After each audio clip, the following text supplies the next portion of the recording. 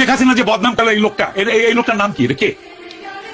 উনি একজন শিক্ষক। তাদের আমার মনে হয় শিক্ষক, আমি শিক্ষকদের শিক্ষক। ওকে, আমি বলছি এখন পদ্মা সেতু rail line, metro rail, elevated expressway, third terminal, Hatirjheel প্রকল্প, পূর্বাচল 300 ফিট, উড়াল সেতু নির্মাণ, বঙ্গবন্ধু যমুনা সেতু, যমুনা রেল সেতু, সমুদ্র সীমা বিজয়, বঙ্গবন্ধু স্যাটেলাইট, রূপপুর পারমাণবিক বিদ্যুৎ কেন্দ্র, Karnaphuli tunnel, Cox's Bazar rail line, Cox's Bazar আন্তর্জাতিক বিমানবন্দর, ঢাকা ও চট্টগ্রাম এক্সপ্রেসওয়ে, দায়রা বিদ্যুৎ কেন্দ্র, রামপাল বিদ্যুৎ কেন্দ্র, মাথারবাড়ি তাপ বিদ্যুৎ কেন্দ্র, 119টি বিদ্যুৎ কেন্দ্র স্থাপন, পায়রা সমুদ্র বন্দর, 100টি ইকোনমিক জোন, 560টি মডেল মসজিদ, 1681টি মাদ্রাসা ভবন নির্মাণ, কওমি মাদ্রাসার স্বীকৃতি, উন্নয়নশীল দেশের উন্নতিকরণ, রোহিঙ্গাদের আশ্রয়দান, সমস্ত দেশকে রেলওয়ের আওতায় আনার উদ্যোগ, ফ্লাইওভার নির্মাণ, মহাসড়কগুলোকে 4, 6 ও 8 লাইনে উন্নীত করা, এশিয়া হাইওয়ে রোড প্রকল্প, ঘরে ঘরে বিদ্যুৎ, ফ্লাইওভার, নদী ভাঙ্গন রোধ, শ্রমিকের মজুর বৃদ্ধি, বয়স্ক ভাতা, মাতৃত্বকালীন ভাতা, বিধবা ভাতা, মুক্তিযোদ্ধা ভাতা, শিক্ষা ভাতা, প্রতিদ্বন্দ্বী ভাতা, স্বামী পরিত্যক্তদের ভাতা, জেলেদের খাদ্য সহায়তা, ইমামদের ভাতা, বাসস্থান, বৈশাখী ভাতা, ডিজি কার্ড, আরো অজস্র।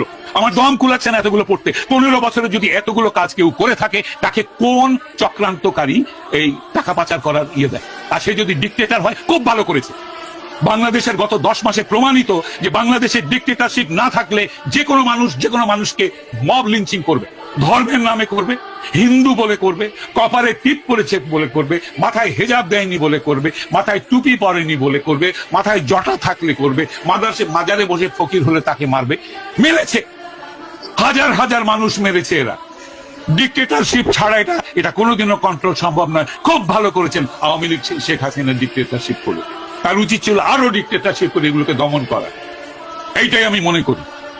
বাংলাদেশের মানুষের কপালে গণতন্ত্রের দরকার নেই। যারা জাতির পিতাকে হত্যা করে তার 54 বছর পর তার ভাস্কর্যের মাথায় পেশাব করে, সেই জাতির জন্য স্বাধীনতারও দরকার নাই। এরা পাকিস্তানের গোলাম হোক।